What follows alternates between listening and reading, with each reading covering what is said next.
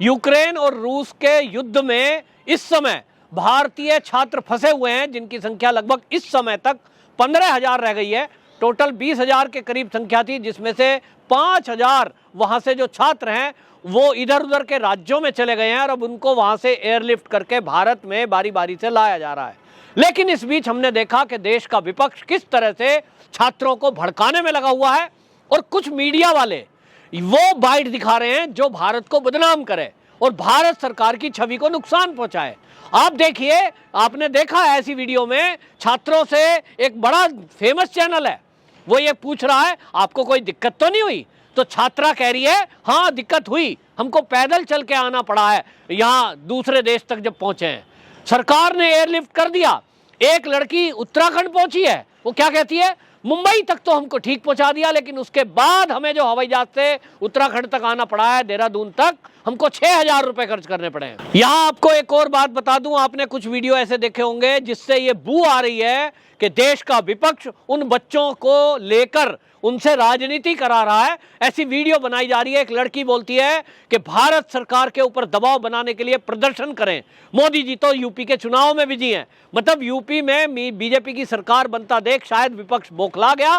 वो चाहता नहीं है कि अगले 2 फेज में कोई इस तरह का मुद्दा उठाए और वो इस मुद्दे को बनाने के लिए लड़की वीडियो शूट कर रही है। वो कह रही है कि झूठ वीडियो है। वो कहती है पाकिस्तान वाले सब ले गए, बाकी देश वाले अपने बच्चों को ले गए, हम केवल भारतीय यहाँ बचे हुए हैं, यहाँ दूतावास तो फोन पे कोई रेस्पॉन्स ही नहीं दे रहा, हम इतने दिन से कांटेक्ट कर रहे हैं, हमारे पास खाना नहीं है।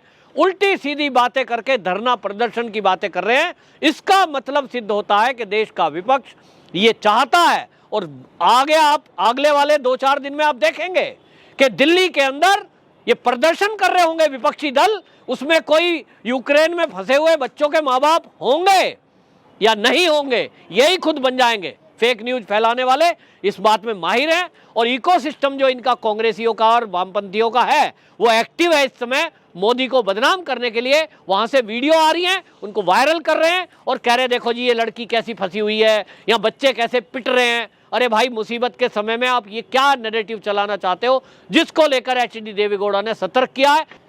सोचिए, ऐसे समय में जब युद्ध छिड़ चुका हो, ऐसे समय में जब यूक्रेन की सारी एयर सीमाएं बंद हैं, एयर स्पेस बंद है, ऐसे में जबकि चीन ने अपने नागरिकों को लाने के लिए मना कर दिया, हम नहीं ला सकते, युद्ध छिड़ चुका है, हमारे हवाई जहाज नहीं जाएंगे। अमेरिका ने मना कर दिया, हम नहीं ला सकते अपने नागरिकों को, खुद से आए। वहां भारत सरकार के 4 केंद्रीय मंत्री लोगों को लाने के लिए वहां पूरी टीम के साथ मौजूद है। अपने खर्चे से सरकार फ्लाइट ला रही है। एक बार की फ्लाइट में 1.25 करोड़ रुपया, 1.25 करोड़ रुपया खर्च हो रहा है भारत सरकार का। करोड़ों रुपए खर्च हो रहे हैं छात्रों को वहां असिस्ट करने का। मंदिरों में बच्चों को रखा जा रहा है, लेकिन ये खबरें आप तक कोई नहीं पहुंचाएगा कि वहां मंदिरों में, गुरुद्वारों में इस तरह से बच्चों को रखा जा रहा है। ये एफर्ट्स किसने किए? आरएसएस के जरिए वहां बच्चों को बचाने का, खाने पीने का, लिटाने का, वो सारा अरेंजमेंट मंदिरों में हो रहा है और वो मंदिरों से कांटेक्ट कर रही है भारत सरकार, आरएसएस के लोग। ये खबर आपने कहीं नहीं देखी होगी। ये जरूर देखोगे कि बच्चे कह रहे हैं हम 6 किलोमीटर पैदल चल के आए थे। बच्चों को ये समझ में आना चाहिए कि युद्ध की इस स्थिति में जब चाइना जैसी महाशक्ति, अमेरिका जैसी महाशक्ति ने हाथ खड़े कर दिए कि हम अपने बच्चों को नहीं लाएंगे, हमारा भारत जिसको आए दिन देश का विपक्ष कोसता रहता है, मोदी सरकार को कोसता रहता है, उस मोदी सरकार ने युद्ध स्तर पर बचाने के लिए अभियान गंगा शुरू किया है। और इस ऑपरेशन गंगा के तहत, मिशन गंगा के तहत भारत सरकार ने तय किया है कि वो अभी तक जितनी फ्लाइटों के जरिए ला रहा है, अभी तक 7 फ्लाइट आ चुकी हैं और हर फ्लाइट में 250 बच्चा, लगभग 1500 बच्चों को अभी तक बचा कर लाया जा चुका है। लेकिन अब भारत सरकार ने तय किया है कि इसमें और तेजी लाई जाएगी। एयरफोर्स का हरकुलिस C-70 को भी शामिल किया जा रहा है, यानी अब और तेजी लाएंगे। लेकिन भारत सरकार लगातार एडवाइजरी जारी करती रही। पिछले 15 दिन से भारत सरकार कह रही थी भाई अपना यहां से यूक्रेन छोड़ दो, जल्दी से जल्दी उसकी राजधानी कीव को छोड़ दो, हमला होने वाला है, लेकिन कान पे जू नहीं रेंग रही थी। और ये वो बच्चे हैं सारे के सारे जो 20 लाख, 25 लाख, 40 लाख रुपए दे करके वहां MBBS का कोर्स कर रहे हैं, यानी पैसे से। लेकिन सब नाटकबाज इतने हैं कि वो अब वहां ये कह रहे हैं कि सरकार हमें कार से नहीं लाई, हमें देहरादून से घर तक अपने खर्चे से जाना पड़ा। क्या मजाक है? हम गंभीरता को नहीं समझ रहे हैं, भारत सरकार की एडवाइजरी को नहीं मान रहे हैं। और विपक्ष इसमें मुद्दा यह बना रहा है कि वो विपक्ष ट्वीट कर रहा है, चाहे कांग्रेसी हो चाहे केजरीवाल हो, वो ट्वीट कर रहे हैं भारत सरकार बच्चों को बचाने के लिए काम करे, और मीडिया भड़काने में लगा है। वो वीडियो क्लिप बच्चों की वायरल हो रही है सोशल मीडिया पे, यूट्यूब पे, फेसबुक पे। मैं तो भारत सरकार को कहता हूं कि जो इस तरह की वीडियो डालकर भारत सरकार को बदनाम कर रहे हैं, सरकार छोड़िए लेकिन देश को बदनाम कर रहे हैं कि हमारा देश कुछ नहीं कर रहा है। अरे पाकिस्तान कुछ नहीं कर रहा, चीन कुछ नहीं कर रहा, अमेरिका कुछ नहीं कर रहा, क्योंकि ऐसे समय में कर नहीं सकते। एक भी प्लेन आपका गया, कोई मिसाइल हवा में लग गई, क्या होगा? कोई गारंटी है? मिसाइल चल रही है, हमले हो रहे हैं, तो कोई मुगालते से भी मार सकता है। लेकिन हम इस गंभीरता को नहीं समझ रहे हैं। 2-4 किलोमीटर पैदल चलना पड़ जाए तो हमारी आफत आ गई, 1-2 दिन भूखा रहना पड़ जाए। क्यों भैया? अमीरों के बच्चे हैं, वो करोड़पतियों के बच्चे हैं, कभी भूखे एक टाइम रहे नहीं, उपवास व्रत जानते नहीं, संयम नियम जानते नहीं, तो पैदल चलना जानते नहीं, गाड़ी से नीचे पैर रखते नहीं।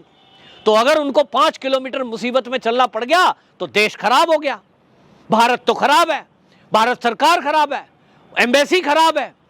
सबको वीडियो डालकर, और उनको यह शर्म नहीं आ रही कि आप भारत सरकार को बदनाम कर रहे हो, आप अपने देश को बदनाम कर रहे हो। अरे पाकिस्तानियों से पूछो ना, कोई नहीं ला रहा। चीनियों से पूछो, उनको कह दिया आप अपने हाल पे रहो, अपना वहीं रहो। यूक्रेन में क्यों गए थे? यूक्रेन में पढ़ने के लिए भाई। भारत में आप और कोई पढ़ाई कर लेते? नहीं, MBBS ही बनना है, डिग्री लानी है, और डिग्री लानी है पैसे से। तो आपका एडमिशन वहां सस्ते में हो गया। तो युद्ध है ना, किसी से पूछ के आया है क्या? अरे यूक्रेन के नागरिकों से पूछो, उन पे क्या बीत रही है, घर बार सब कुछ छोड़ के जाना पड़ रहा है।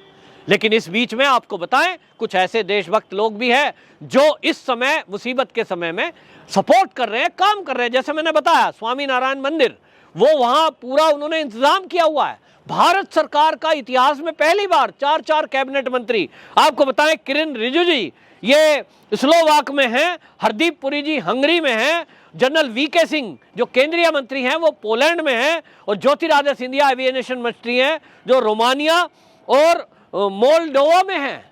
ऐसा कभी हुआ नहीं है।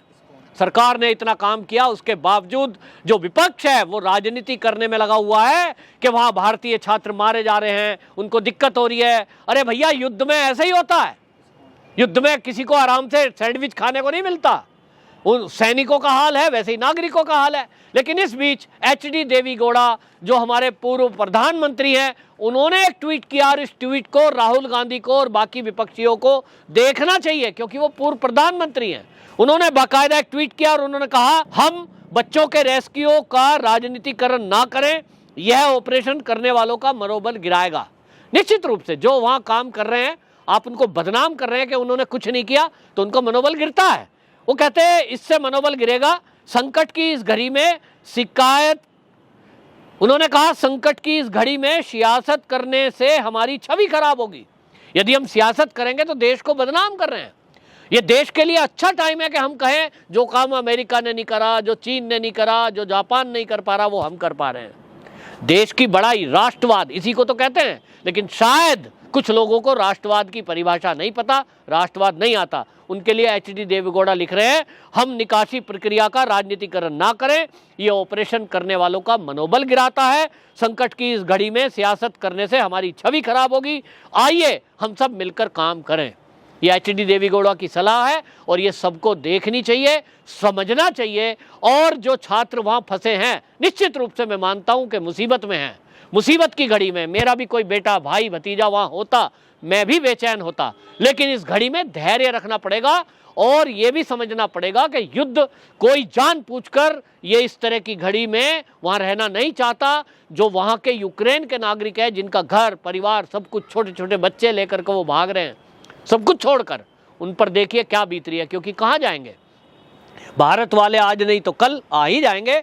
और वहाँ जो बवाल और मारपीट की घटना, मैंने कल, मुझे कोई फ़ोन करके कह रहा था, मेरा एक दोस्त है बाहर विदेश में, वो कह रहा था हमने सुना है कि कुछ लड़कियों को वहाँ से जबरन उठा के ले गए यूक्रेन के सैनिक। इस तरह की अफवाह फैलाई जा रही है। मैंने उनको बताया, क्योंकि मेरी जानकारी में था, आपने भी वो फोटो देखा होगा। मैंने कहा कि भैया भारत सरकार ने ये तय किया है कि अगर एक दिन में एक फ्लाइट आ रही है, वो 2 बार चक्कर लगाती है, तो लड़कियों को पहले लाया जा रहा है।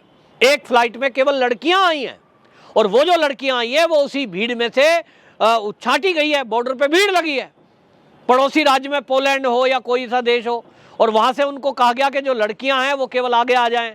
लड़के लोग वीडियो बना रहे हैं। ये तो जो है सैनिक लड़कियों को कहाँ ले गए पता नहीं, वो कहीं नहीं ले गए, वो फ्लाइट से भारत में आई, पूरी एक फ्लाइट, जिसको पीयूष गोयल जी हमारे केंद्रीय मंत्री हैं, उन्होंने रिसीव किया था, और उनके साथ में पूनम महाजन एयरपोर्ट पर थी, वो लड़कियों की ही फ्लाइट थी। तो इस तरह की अफवाह ना फैलाएं, धैर्य बनाएं, और सारा विपक्ष और देशवासियों को मैं कहना चाहता हूं, मुसीबत की इस घड़ी में उन लोगों का हौसला बढ़ाएं जो वहां फंसे हुए हैं, और भारत सरकार का साथ दें। वंदे मातरम।